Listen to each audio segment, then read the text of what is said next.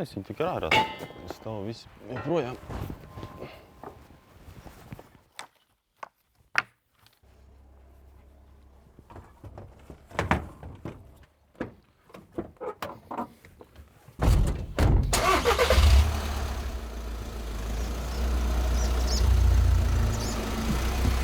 Tā māja nāca komplektā ar saimniecību. Mēs tā savā laikā viņu mantojam pa pajām.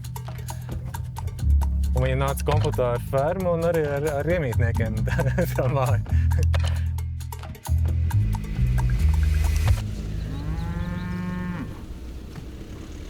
Šobrīd mēs esam atbraukuši uz saimniecību Tauri.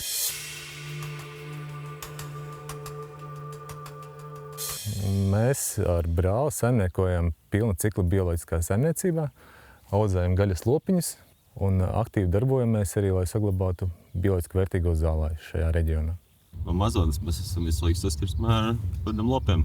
Mēs tā bija piena ferma, kur jau mazi bērnībā jau ganījām lopus. Pārsimts metrus no šejienes ir mūsu vecmammas dzimtās mājas. Vectēvs mantoja šo saimniecību. Principā mēs šeit bijām visu laiku. Nekur tālu neesam tikuši.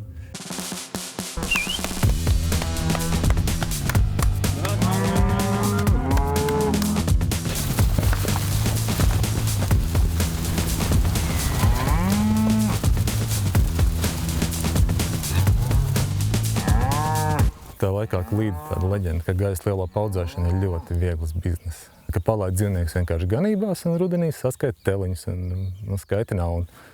Un tad mēs to leģendu arī uzrāvāmies. Tik vienkārši. Un tagad jau pagājuši cik jau 14 pilni gadi, kopš mēs to daram, un darba nevienā brīdī nav palicis mazāk.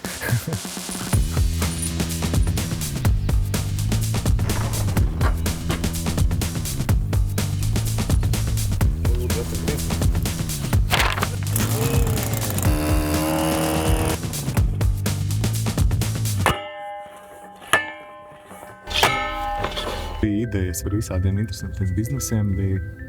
Pirmais bija gliemeža. Gliemeža, tie aizrāpoja. Tad otrā ideja bija par cidonijām. Likās, ka cidonijas mierīgi iestādīt un pēc tam novāc un pārdot. Tad izdomājām, ka varētu arī ar graudiem ērgļu novadā nodarboties. Daudziem mums teica, ka labāk puiši te nevajag. Bet vajadzēja puišiem paprovēt. Pamēģinājām. Un tagad esam sapratuši, ka labāk audzēt zāli un govs.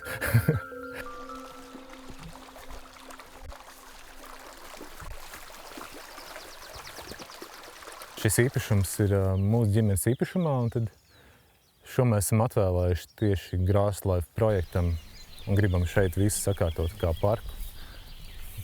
Un gribam šeit redzēt bioloģiski vērtīgos zālājus un tādu foršu vietu.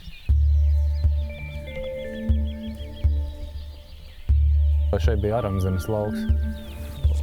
Tad šo zemi sadiskojām un pa virsu uzpūtām ar pakājušu pūtēju šo te sienu masu. Un cerībā, ka šeit arī kāda sēkliņa ir nokritusi un izaugs. Es uzskatu to kā pienākumu šeit uzturēt šos dabīgos zālājus. Tieši Grasslife 2 projekta ietveros mēs atjaunojam pļavas un zālājus, kas atrodas Natura 2000 teritorijās. Mums šeit ir Ogres upes parka teritorija, kas ir Natura 2000, un Bestienas ainavaskie meži.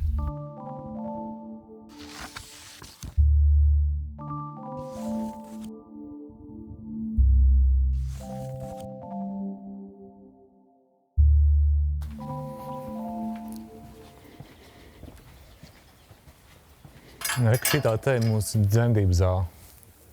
Te dzimst teliņi, un tas ir tas, kas mūsu saimniecībā ir pats svarīgākais. Gaļas lopkopība iet ļoti labi kopā ar bioloģiski vērtīgo zālāju apsaimniekošanu. Tāpēc arī šajā reģionā cilvēki nodarbojušies ar dažādu veidu lopkopību. Neizmantojam tur papildvarības kaut graudus un tādas lietas. Un dēļ tā, ka mums arī ir bioloģiski lopi, viņi arī iet ganībās, vairāk steigā un ēd, ko grib, viņi ir liesāki. Tirgojam tikai privātpersonām un veicam piegādi klientam tieši uz mājām. Un šeit jums ir Vācijas zīmols. Mēs šīs kastes no Vācijas nevaram dabūt atpakaļ. Ar šī atšķirās to, ka viņa ir siltumizolācijā tiek izmantot salmi. Šādi te mēs viņu iepakojam. Cilvēks mājās viņu var izmantot, kāmīšiem būrīšos, mēs kompostu kaudzē. Viss pārstrādājās, viss iepakojums. Seminārā uzzināju to, ka Vācija uzskata Baltiju par zaļu reģionu un labprāt importētu bioloģiskus produktus iekšā no Latvijas. Un ar tādu domu izvēlējāmies Vāciju. Mums kaut kā laikam vienmēr paveicies, kad uzsākām gaļas pārstrādi, tad mēs satikām saimnieku, kas jau to darīja. Tad mēs iepazināmies ar dabas fonda meitenēm, kas mums parādīja, ka var arī savādāk apsaimniekot zālēs, nevis tikai intensīvi. Dzīvē visu laikam pats atnāk. Jātur atcēl.